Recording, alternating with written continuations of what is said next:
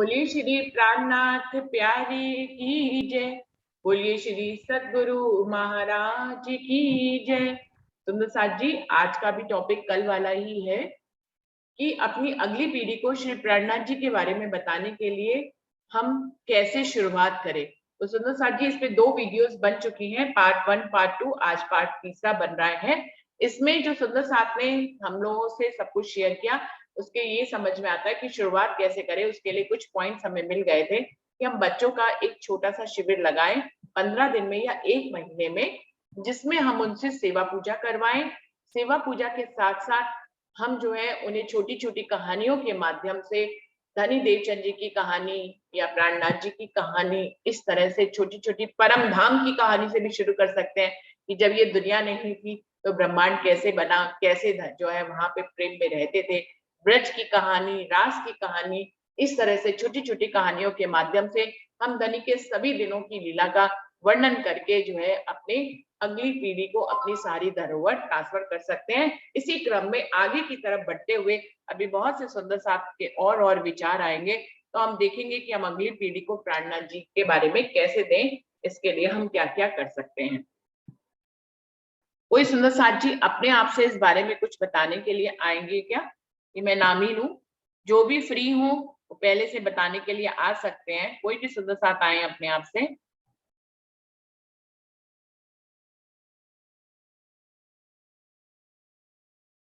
अरविंद भाई जी, आप शुरुआत करेंगे क्या?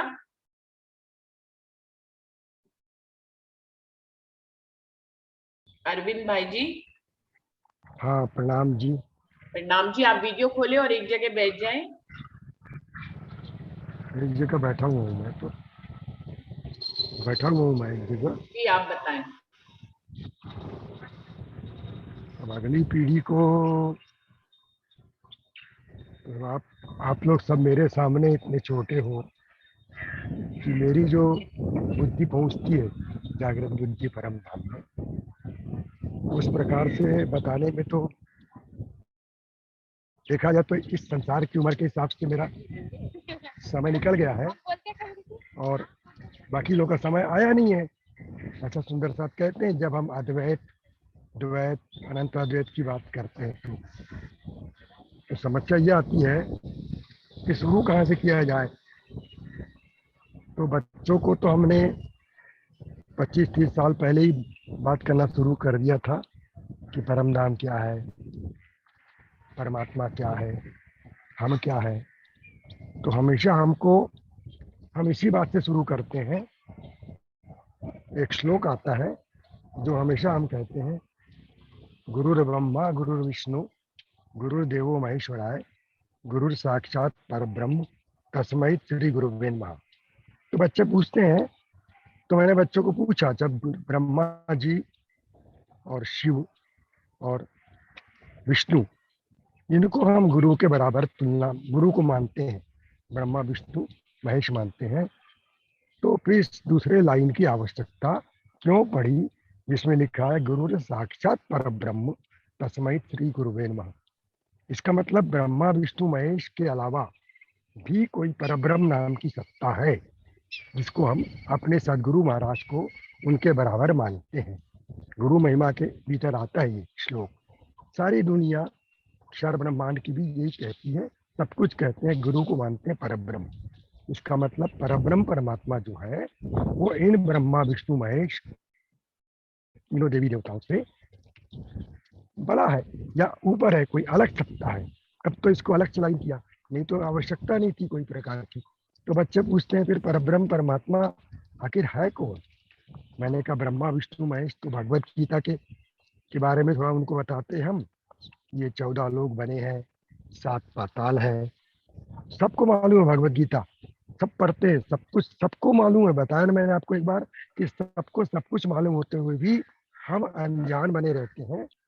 ये हम अपने घर में बच्चों को बताते हैं कि अगर एक भगवत गीता पढ़ लेंगे तो उसमें 14 लोग का वर्णन पूरा है।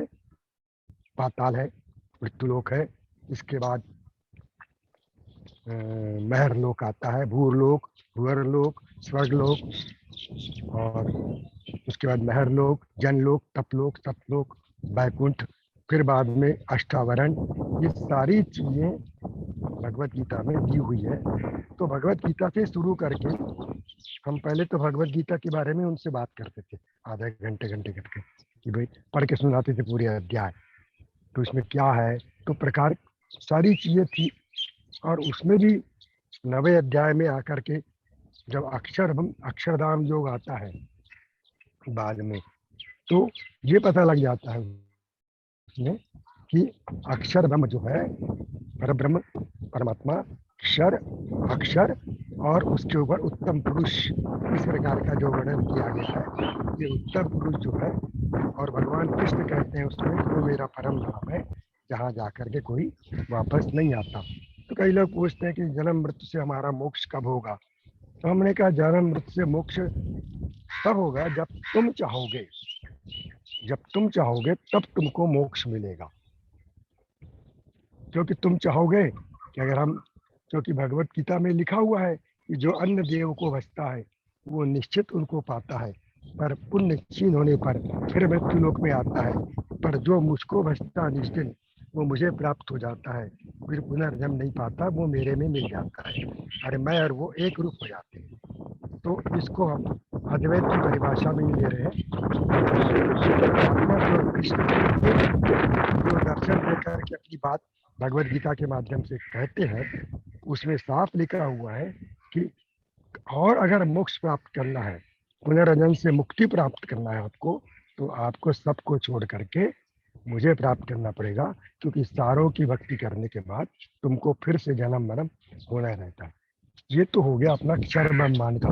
अब क्षर के ऊपर जो इस क्षर ब्रह्मांड को बनाने वाला कोई है, तो मैंने कहा उसको भी अक्षरधाम योग भी है गीता, तो उसको पढ़ो। मैंने कहा उसमें भी दिया हुआ है अक्षरधाम, सारी रचनाएं करते हैं पूरी, और उसके बाद उत्तम पुरुष जो इन दोनों से अलग है, 3 पुरुष, ये भगवत गीता का ज्ञान पूरा है। अगर ये पढ़ लिया जाए पूरा 15वां अध्याय, 16वां अध्याय, 17वां अध्याय, तो उसमें तो कई प्रकार की सात्विकी, राजसी, तामसी, जितने प्रकार के गुण हैं, सब प्रकार के गुण हमारी सब क्रियाओं में शामिल है। इस प्रकार के परम धाम का जो अस्तित्व है वो हमारे इस क्षर ब्रह्मांड में भी पूरी तरह से बना हुआ है, दृष्टिगोचर होता है। इसलिए हमको क्षर को छोड़ करके और अक्षर को छोड़ करके आगे अक्षरातीत पूर्ण ब्रह्म परमात्मा जो वो जो श्लोक में दिया है, जिसको हम अपने सदगुरु मानते हैं, उसके बारे में अपने को ध्यान करना चाहिए। क्योंकि हम सब परम धाम से आए हैं, क्योंकि वही अविनाशी परम धाम है, वो मेरा अविनाशी परम धाम है, जहाँ से जाकर कोई वापस नहीं आता। ये भगवान कृष्ण कहते हैं। इस प्रकार से उन्होंने पूरी गीता में अपने परम धाम का संकेत वर्णन कर दिया है। और आगे बताने का ये है बच्चों को, कि बच्चों को जितना समझना चाहते हैं वो तो हमसे ज़्यादा समझते हैं। कई बार वो हमसे पूछते रहते हैं कि अगर सब कुछ ये हुआ तो परमात्मा को क्या सूझी ये सब बनाने की, जब सब कुछ है। तो मैंने कहा इसका उदाहरण ये है कि जिस प्रकार से अपन घर में अपनी बातें करते हैं, लीला करते हैं, तो हमको कहीं जाने की इच्छा होती है तो हम जिद करते हैं हमको इस स्थान में जाना है, घूमने जाना है, तो घूमने जाते वक्त हम वहाँ से घूमने चले जाते हैं सबको ले करके। तो अपने घर से जब अलग घूमने जाते हैं ना, तो वहाँ पर सुख सुविधाओं की काफ़ी कमी महसूस होती है, जो अपने घर में हमको नहीं होती। लेकिन घर में हमेशा सुख हमेशा मिलती रहे, हमेशा ही आनंद में रहते हैं, इसलिए हमको उस आदर की, माने आनंद की कदर नहीं होती। घर में जो मिलता है सुख, तो कहते हैं ना, जरा 4 दिन बाहर जाके देखो तब आटे दाल का भाव पता लग जाएगा, अपन बोलते हैं बच्चों को भी। तो इस प्रकार से हम जब बाहर निकलते घर के बाहर, तो फिर क्या होता है कि जाते कुछ दिन रहते हैं, 3-4 दिन दूसरे गांव में जाते हैं, होटल में जाते हैं, वहाँ जो सुविधा मिली उससे अपना एडजस्ट कर लेते हैं। और ये दिमाग में रहता है कि यहाँ तो कुछ नहीं, ये कुछ नहीं है, ये तो हम घर के बाहर है, जब घर जाएंगे फिर से तो सारी सुविधा हमको फिर से मिलेगी।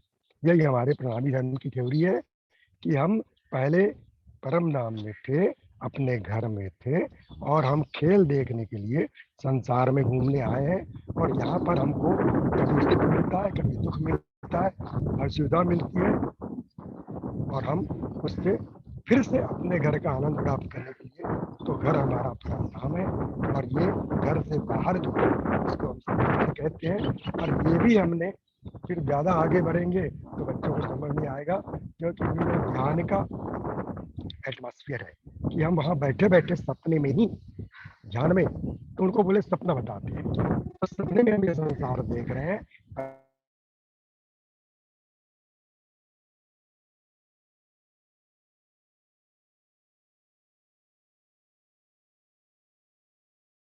अरविंद भाई जी, आपकी आवाज भी चली गई है और आपका वीडियो तो एक जगह पे रुक गया है।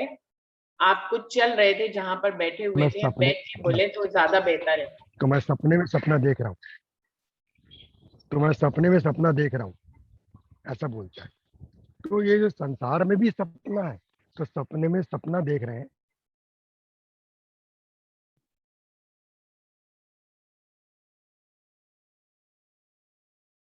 अरविंद भाई जी, आपका नेट स्लो है, आपकी आवाज चली गई है, आप तो बल्कि अब मीटिंग से ही आउट हो गए हैं।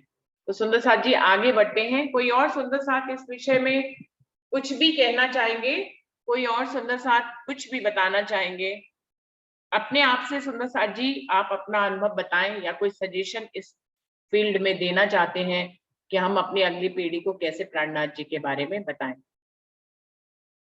सुंदर साथ जी, मेरी आवाज कट गई क्या? आप मीटिंग से ही आउट हो गए थे, आपका नेट स्लो हो गया था और आप चल रहे थे, जिसके कारण आवाज में गड़गड़ाहट आ रही थी और आपकी वीडियो भी बहुत हिल रही थी और एक जगह पे ही रुक गई थी। Sorry sorry sorry sorry, okay, कोई बात नहीं। आवाज है नहीं हो रहा है। और कोई सुंदर साथ कुछ कहना चाहेंगे?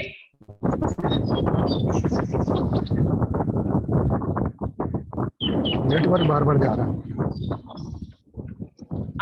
आपका माइक बंद कर दीजिए, बहुत डिस्टरबेंस आ रही है अरविंद भाई जी आपकी तरफ से। यहाँ ये पानी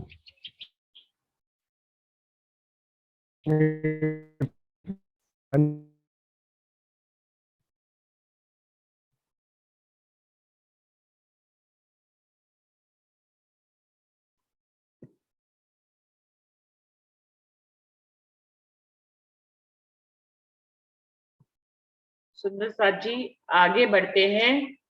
किसी भी और सुंदर साथ को कोई भी अपने विचार कोई देना चाहता है क्या?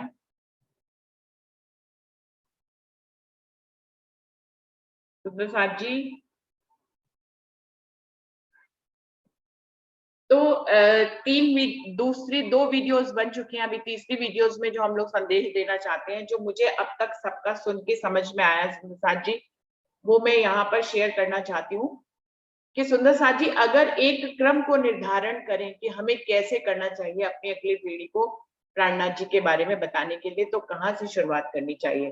पहला तो उसमें स्टेप ये है कि हम एक बच्चों का शिविर लगाएं, चाहे वो 15 दिन के अंतर पे लगे या 1 महीने में एक बार लगे। और यदि हम जूम पे लगाएं शिविर को तो और शहरों के सुंदर साथ भी शामिल हो पाएंगे, नहीं तो हम अपने ही शहर के सुंदर साथ के साथ एक बाल शिविर लगाएं।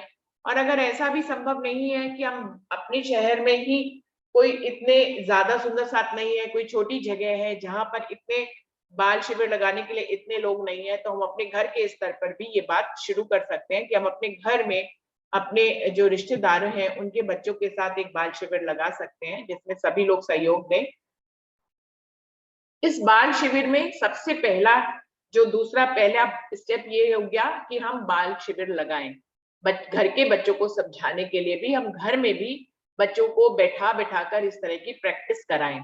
सेकंड स्टेप ये है कि हम उनसे अष्टपहर की सेवा पूजा उन्हीं से ही कराएं, जिससे उनका दिल कोमल होए और वो धनी के साथ प्रेम से आनंद से, चाहे वो आरती के माध्यम से हो, चाहे भोग लगाने के माध्यम से हो, या गाने के माध्यम से हो, या सुनने के माध्यम से है, इस तरह से हृदय कोमल होगा। और बच्चों का हृदय पहले ही कोमल होता है, लेकिन वो कनेक्टेड हो जाएगा कोमल हृदय परमात्मा के साथ, राज्य के साथ।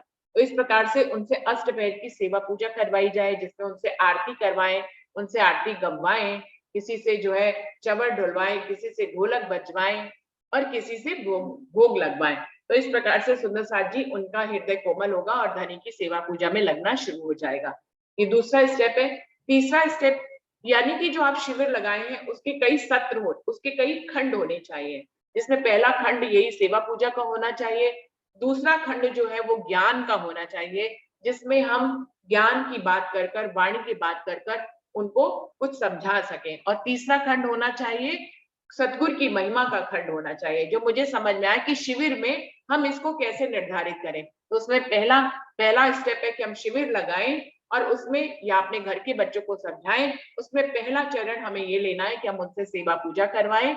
दूसरे स्तर में, दूसरे सत्र में यानी कि दूसरे खंड में हम उनको वाणी के साथ जोड़ें और ज्ञान की बात बताएं। तीसरे खंड में हम उनको सतगुरु की महिमा और गुरु की महिमा के बारे में बयान करें और उनको सतगुरु के साथ जोड़ने की कोशिश करें।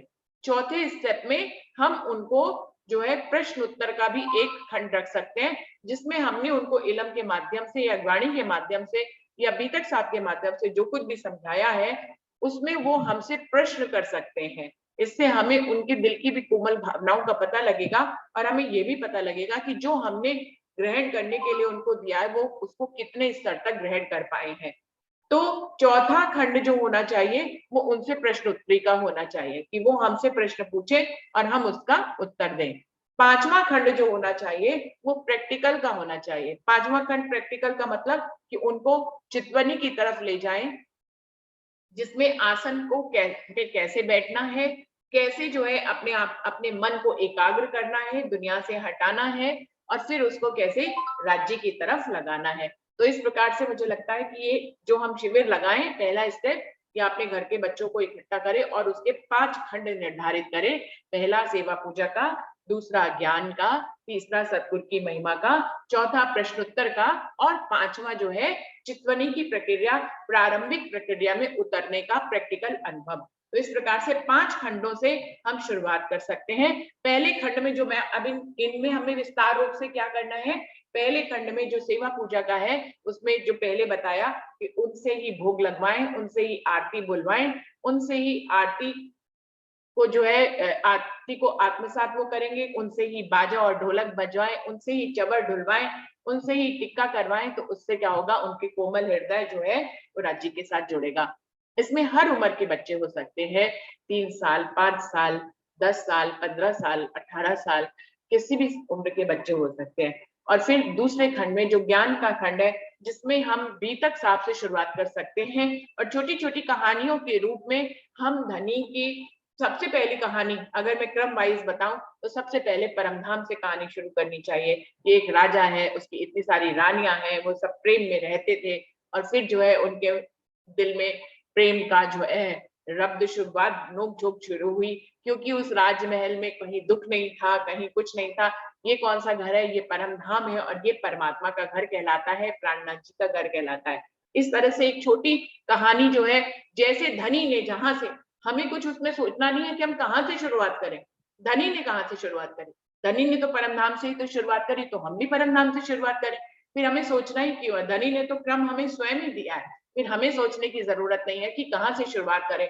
हम धनी देवचंद जी से शुरुआत करें, हम कृष्ण जी से शुरुआत करें, हम महामती जी से शुरुआत करें, प्राणनाथ जी से शुरुआत करें कि मोहम्मद से शुरुआत करें, कुछ सोचने की जरूरत नहीं है। सुंदर साथ जी, जहां से धनी ने शुरुआत करी है आप भी वहीं से शुरुआत कर दीजिए कि राज्य एक राजा जो कि पूरी अपनी महलों में सखियों के साथ रहते थे, तो परमधाम से ही बात को शुरू करें। परमधाम को एक कहानी के रूप में घटित कर छोटे बच्चों और बड़े बच्चों को सुनाएं, वहीं से ही क्रम मिल जाएगा। सुंदर साथ जी, फिर हमें कुछ सोचना नहीं है। फिर वो अपनी सखियों को खेल दिखाने के लिए, दुख की लीला दिखाने के लिए सबसे पहले ब्रज में आए तो ब्रज की कहानी को, श्री कृष्ण जी के 11 साल 52 दिन की कहानी को और आगे भी उनकी शक्तियों में कैसे परिवर्तन हुआ वहां तक की कहानी को हम सुना सकते हैं।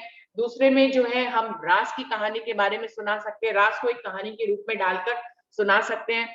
फिर भी रूहों की इच्छाएं पूरी नहीं हुई, इसको भी कहानी के रूप में ढालकर फिर मोहम्मद साहब की कहानी तक हम ला सकते हैं और फिर मोहम्मद साहब से सारी गवाहियां लिखवाने के बाद फिर धनी देवचंद जी की कहानी सुनाए। धनी देवचंद जी की कहानी के बाद क्रम के रूप में फिर इंद्रावती जी की कहानी के छोटी कहानी के रूप में उनकी पूरी लीला को हम वर्णन कर सकते हैं। और फिर हम छठे दिन की छत्रसाल जी की और सारे 12,000 मोमिनों की लीला के रूप में वर्णन कर सकते हैं, जिसमें सब परमहंसों की लीलाओं को छोटी-छोटी कहानियों के रूप में जरूर सुनाएं। कोई भी परमहंस जिसके बारे में हमें पता हो उसके बारे में जरूर सुनाएं। तो परमहंसों की कहानियों को भी, जब परमहंसों की लीलाओं को भी हम कहानियों के रूप में अपने बच्चों को सुनाते चले जाएं, तो हमें किसी भी क्रम को निर्धारित करने की जरूरत नहीं पड़ेगी। हम परमधाम से शुरू होकर पहला, दूसरा, तीसरा, चौथा, पांचवा, छठे दिन की लीला तक हम अपने बच्चों को कहानी के माध्यम से सुनाएं। और फिर सातवें दिन की लीला में, सातवें दिन की लीला जो होने वाली लीला है, वहां तक हम कैसे मुक्ति को प्राप्त होंगे, हमारा जीव क्या है। जब इतनी कहानी सुना लेंगे तो जीव और आत्म और 5 तत्व मन, चित्त, बुद्धि, अहंकार, इन सब के बारे में भी उनको कहानी के रूप में बताते हुए उनको स्वयं से अनुभव कराएं कि तुम्हारा भी तो मन काम करता है, जो विचारों का संग्रह होता है। कभी तुम्हारा मन अच्छा भोजन खाने का करता है, कभी कहीं घूमने का करता है, कभी अच्छे कपड़े पहनने का करता है। तो ये विचारों का जो निर्माण करता है वो हमारा मन है। और उसको फिर जो है मन जो है, बुद्धि जो है हमारे अंदर की, these are not a part of body, ये हमारी बॉडी के पार्ट्स नहीं है, बल्कि हमारे अंदर जो चेतन तत्व है उसके ही ये अंग है।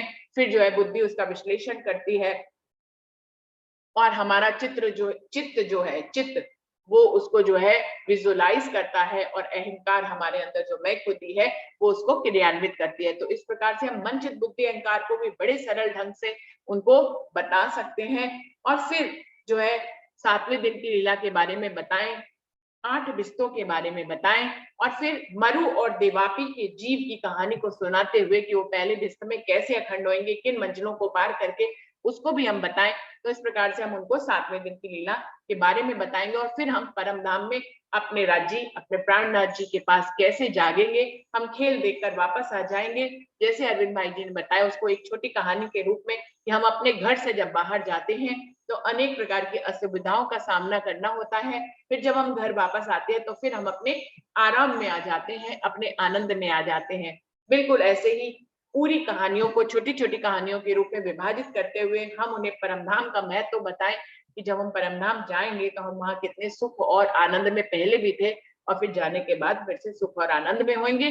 क्योंकि सारे हम घूमने के लिए आए हैं, तो घूमने में इतनी सारी लीलाएं हुई हैं, उनमें अनेकों अनेकों दुख कैसे सबने झेले, धनीदेव चंद जी ने, इंद्रावती जी ने, परमहंसों ने, तो सबकी जीवन लीलाओं को छोटी छोटी कहानियों के रूप में हम ये दूसरे खंड में उनको बताएं। दूसरा खंड कौन सा? पहला सेवा पूजा का, और दूसरा जो इलम का खंड था, ज्ञान का खंड था, उसमें हम उनको पूरी परमधाम से आने और परमधाम तक जाने तक की लीलाओं को छोटी छोटी कहानियों के रूप में, एक दो नहीं अनेकों कहानियां बन जाएंगी, उसके रूप में हम सुंदर साथ को, उसके अपनी छोटी सुंदर साथ को, अगली पीढ़ी को हम बताएं। फिर जो तीसरा खंड है वो है सतगुरु की महिमा का। उसमें सतगुरु की महिमा के बारे में बताएं, सतगुरु से जुड़े हुए जितनी भी गवाहियां हैं उनको दें कि हम ये सब कुछ जान पाते हैं किसकी महिमा से? सतगुरु की महिमा से। सतगुरु हमारे साथ होते हैं तो वो हमें जीवन पर्यंत जो है मार्गदर्शन हमारा करते हैं। तो बच्चे जुड़ेंगे अपने मार्गदर्शन के लिए अपने सतगुरु से।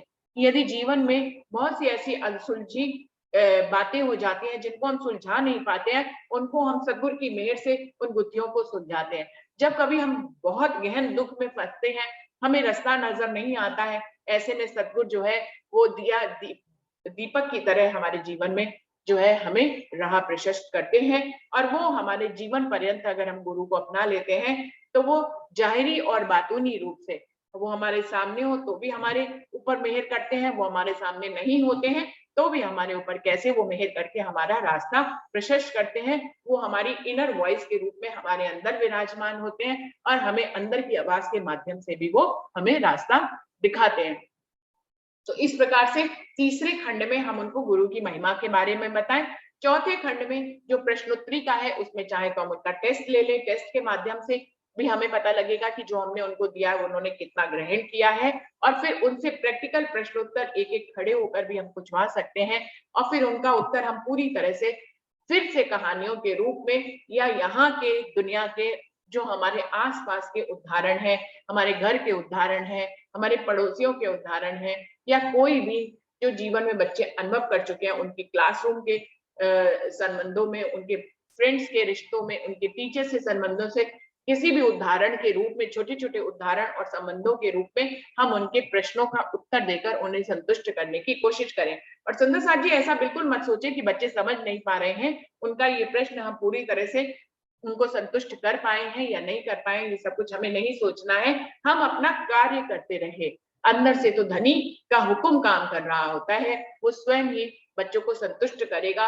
और वो उस दिन भले चाहे संतुष्ट ना हो, उसके अगले दिन जब उसका विचार करेंगे, विस्मरण करेंगे, याद करेंगे, तो उनको उसका मतलब समझ में आ जाएगा। या जीवन की किसी कठिन परिस्थिति में वो फंसेंगे तो उनको उसका मतलब समझ में आ जाएगा। तो आप अपना जो उनके प्रश्नों को उत्तर देने का कोशिश आप करते रहें और पूरी तरह से अपनी तरफ से आप पूरा उनको दे दें। वो जीवन के किसी भी क्षण में, किसी भी पल में, उनकी उम्र की किसी भी दहलीज में उनको वो जो आपने दिया है वो काम आ सकता है। मत सोचे कि वो अभी काम आ जाएगा, वो आगे कभी भी काम आ सकता है। तो आप अपनी बात कहते रहें, अपनी बात समझाएं, उनके प्रश्नों का उत्तर दें। और जो 5वां खंड है प्रैक्टिकल का, उसमें हम उनके मनचित बुद्धि अहंकार को अलग अलग करके उनको समझाएं। आसन में कैसे बैठा जाता है, 15-15 मिनट जो है मौन रहने की कोशिश कराएं कि हमारा मन कैसे शांत होगा, जब मन शांत होगा तभी हम शांत होएंगे। इस प्रकार से मौन की महिमा को बताते हुए और चितवनी की महिमा को बताते हुए कि इस चितवनी के माध्यम से हम प्राणनाथ जी से कैसे जुड़ सकते हैं, तो इस प्रकार से उनको प्रैक्टिकल अनुभव भी कराएं, चितवनी में बैठना सिखाएं। क्योंकि बचपन से ही जब चितवनी में बैठना सीखते हैं ना सुंदर साथ जी, तो ये समस्या नहीं आती कि बड़े होकर अब चितवनी में बैठ रहे हैं तो मन ही नहीं लग रहा है। क्योंकि तब तक मन जो है इतने उम्र के पड़ावों से गुजर कर इतना परिपक्व हो जाता है, वो आपकी बात मानता ही नहीं है। बच्चों का मन कोमल होता है। बच्चों को जो है जब मन को संयम करना सिखा दिया जाए तो बड़े होने तक वो है, बड़े होते होते वो अपने मन को कंट्रोल करना सीख जाते हैं और फिर वह जीवन में उन्नति को प्राप्त होते हैं। जो बच्चे या बड़े अपने मन को कंट्रोल नहीं कर पाते, वो बहुत उन्नति को प्राप्त नहीं, क्योंकि वो मन के आवेश में, मन के इसके गुलाम बनकर जीवन जीते हैं। जबकि असली जीवन मन की गुलामी से मुक्त होकर जीना है, जिसमें हम राजी महाराज को अपने जीवन में शामिल कर सकें और अपने मन की विचारों को रोक सकें। तो 5वें खंड में आप उनको प्रैक्टिकल करवाएं, मन की गति को शांत करने की कोशिश कैसे की जाए, बचपन से ही उनको सिखाएं, आसन पर कैसे बैठा जाता है उसको सिखाएं, और परमात्मा से अपनी तार को कैसे जोड़ा जा सकता है, उनके स्वरूप और शोभा और श्रृंगार को कैसे अपने में आत्मसात किया जाए, इन सब के बारे में हम प्रैक्टिकल रूप में 5वें खंड में बताएं। तो सुंदर साथ जी पूरी रूपरेखा लगभग बन गई है इस टॉपिक की कि हमें प्राणनाथ जी को अगली पीढ़ी को बनाते समय कैसे शुरुआत करें और कैसे समझाएं। तो ये पूरी रूपरेखा के रूप में जो सुंदर साथ ने समझाया, उससे मुझे पूरी रूपरेखा ये समझ में आई जो मैंने आपको यहाँ पर बताई है। मैंने खुद कभी इस पे बहुत मेहनत नहीं करी सुंदर साथ जी कि मैंने बाल शिविर लगाए हो या उस पे सुंदर साथ को बताया हो। अभी कानपुर में ये प्रयास जरूर हुआ था, बाल शिविर लगा था और सुंदर साथ में उसमें मैंने भी मन को कंट्रोल कैसे किया जा सकता है इस पे एक क्लास ली थी सुंदर साथ जी। तो ये अच्छा प्रयास था और गोविंद भाई जी ने भी शेयर किया कि कैसे उन्होंने भी इस प्रयास में उन्होंने भी आगे वो बढ़े। तो सुंदर साथ जी इसमें ये जो रूपरेखा बनाकर बताई है इस वीडियो के माध्यम से कि कैसे हम अगली पीढ़ी को प्राणनाथ जी के बारे में बताएं और कहाँ से शुरुआत करें। अगर इसमें से कुछ भी ऐसा है जो सुंदर साथ को और ऐड करना है या कुछ ऐसा है जो लग रहा है कि इसको अभी इसमें रूपरेखा में से हटाया जाना चाहिए, तो जरूर से ऐड कर सकते हैं। अभी 10 मिनट बाकी हैं, लेकिन मुझे ये रूपरेखा बहुत अच्छी लगी जिसको सभी सुंदर साथ के अनुभव जो उन्होंने हमसे इन 2 दिनों में शेयर किया, उससे मुझे ये रूपरेखा समझ में आई और जो मैंने यहाँ पर आप सबको बताई है। तो इस रूपरेखा पे हम काम कर सकते हैं, कोई भी कर सकता है अपने शहर में। और कोई सुंदर साथ कुछ कहना चाहें?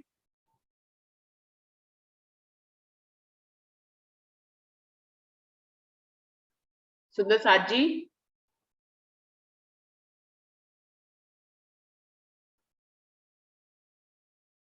कोई सुंदर साथ की आवाज नहीं आ रही है कहीं से कुछ। ये रूपरेखा ठीक है सुंदर साथ जी, इसी बारे में बताएं कि क्या ये रूपरेखा ठीक है? प्रणाम जी। अमिता जी आप बताएं। सही है। आप रूपरेखा तो आपकी बिल्कुल सही है, ये तो आपने जो बताया बिल्कुल सही है। पर मुझे दीदी ये बताओ कि जैसे जिस परिवार में 2 मत हो तो वहां पे कैसे करें, क्योंकि कभी बच्चों का थोड़ा इधर भरोसा बनता है, विश्वास बनता है, थोड़ी आस्था बनती है, कुछ करने लगते हैं तो दूसरी तरफ का खिंचाव होने लगता है, मतलब परिवार वाले बाकी खिंचाव करने लगते हैं कि इस रास्ते पे तुम मत चलो, ये तो उनके अकॉर्डिंग उनको समझ में नहीं आता है, तो उनको वो सही नहीं लगता। मैं मेरी बिटिया का बोलती हूँ, उसको मैंने अभी तक स्टार्ट करवाई थी इस बहाने से कि वो कुछ जानेंगे, ऐसे तो उनका समय नहीं होता, बड़ी हो गई है, थोड़ा बिजी रहती है। पर जैसे उसने स्टार्ट भी किया, नियम से रोज करती थी, मैंने कहा अपने को कोई नहीं है कि अपने को इतने टाइम में करना है, थोड़ा थोड़ा लेके तो अपने आप ही राजी मेहर करेंगे। पर स्टार्ट किया, ऑलमोस्ट हो गई थी, थोड़ी बहुत ही बच रही थी। पर जैसे उसके चाचू को जैसे पता चला और चला कि वो जैसे शाम को कभी कॉल आ गया उनका बाहर से, तो फिर उन्होंने उनको बोलना शुरू कर दिया कि तुम भी अब यही सब करने लग गए, तुम्हारी एज है क्या, तुम्हारी मम्मी तो ये करी, मतलब वो फेवर में नहीं है तो उनको वैसे पसंद नहीं आता। तो इस तरह का जब अगर परिवार में माहौल हो तो क्या करें? बिल्कुल अमिता जी, इसमें कुछ भी गलत नहीं है। ये तो जीवन में बच्चों को बार बार फेस करना ही पड़ेगा कि दूसरा भी पक्ष सामने आएगा, तो इसमें कोई भी घबराने की बात नहीं है। बच्चों से पे के ऊपर आप अपनी मेहनत करते रहें, या जो भी सुंदर सा आपके घर में इस तरह का माहौल है वो अपनी मेहनत करें। बाकी बच्चे जो है पढ़े लिखे हैं, वो स्वयं से तौल मोल लेंगे। बच्चे भी बचपन से इसी स्वभाव के होते हैं कि वो श्रेष्ठ चीज चाहते हैं। तो ऐसे ही आप भी उनको, जैसे कि बताया कि आप उनको 14 लोग के बारे में भी बताएं, ब्रह्मा विष्णु महेश को भी एक कहानी के रूप में बताएं कि कैसे वो इस ब्रह्मांड को संभालते हैं, उसको भी एक कहानी के रूप में बताएं। और फिर प्राणनाथ जी को भी तो कहानी के रूप में हम पहले ही बता रहे हैं, जो कि एक सच्ची बात है। तो फिर वो अपने आप ही तोल मोल लेंगे कि ब्रह्मा विष्णु महेश और देवी देवता, जो 33 कोटि के देवी देवता है ब्रह्मांड में, जिनकी पूजा की जा रही है, जो कि बहुत ज्यादा फेमस है, जबकि प्राणनाथ जी फेमस नहीं है, उसको एक हीरे की तुलना से तौलमोल करके दिखाएं। या प्रधानमंत्री की किसी कहानी के माध्यम से उसको बताएं कि हर जगह प्रधानमंत्री कहाँ जाते हैं काम करने के लिए, वो अपनी आगे सेनाओं को, अपने प्रतिनिधित्व को ही तो हर जगह काम करने के लिए भेजते हैं। प्रधानमंत्री अकेला सब जगह काम करने नहीं जाता है, लेकिन वो हुक्म पारित सिर्फ वही करता है। किसी भी क्षेत्र में कुछ भी करना है, उनके मंत्रियों को तो उनसे परमिशन लेनी पड़ती है। तो इसको भी एक कहानी के रूप में, एक एग्जाम्पल के रूप में कि प्रधानमंत्री कैसे इस पूरे देश को संभालता है, या पूरे वर्ल्ड की जो ऑर्गेनाइजेशन है उसको और विस्तार रूप में ले जाए कि वर्ल्ड की ऑर्गेनाइजेशन में भी कुछ अलग अलग स्तर पे लोग होते हैं जो उसको संभालते हैं। तो पूरे वर्ल्ड को, पूरे देश को संभालने के लिए, आगे आगे हर क्षेत्र को संभालने के लिए कोई ना कोई मंत्री नियुक्त होता है। वो मंत्री उस क्षेत्र का ध्यान रखता है, वहां की जनता की सुख सुविधा का ध्यान रखता है, उसकी इच्छाओं की पूर्ति करता है, लेकिन पीछे से हुक्म पारित प्रधानमंत्री ही करता है। बिल्कुल ऐसे ही हम इसको एक कहानी के रूप में बताएं कि 33 कोटि के जो देवी देवता है वो हमें ज्यादा इसलिए दिखाई देते क्योंकि वो ज्यादा है संख्या में, वो एक तो है नहीं ना, वो तो बहुत है। जो अनेक है और जो एक है उसकी फौज के रूप में है। तो राजा तो हमेशा कोई भी बात हो तो हमेशा पीछे से ही हुक्म पारित करता है, पहले तो फौज ही काम करती है। तो फौज को उसने ये हुक्म दे रखा है कि वो उनकी इच्छाओं को पूरा करे। इसलिए देवी देवता जो है हमारी सुख सुविधाओं का ध्यान करने के लिए और हमारी इच्छाओं को पूर्ति करने के लिए भी वही है, लेकिन पीछे से ऑर्डर उनको भी, वो भी कुछ भी नहीं कर सकते जब तक उनको प्रधानमंत्री से कोई ऑर्डर नहीं मिलता है। तो इसको भी कहानी के रूप में आप उनको दर्शाइए, कोई कितना भी दूसरी तरफ ले जाए, लेकिन आप अपनी बात यदि कहते रहेंगे तो बच्चों को भी श्रेष्ठ चीज लेने की आदत है। अगर आप उनसे पूछे कि तुमको मंत्रियों से मिलना है, यदि तुम्हें मौका दिया जाए मंत्री से मिलने का, उसके घर के सदस्य बनने का, या फिर तुम्हें मौका मिले प्रधानमंत्री के घर के सदस्य का बनने का, तो तुम किसके करीब जाना चाहोगे?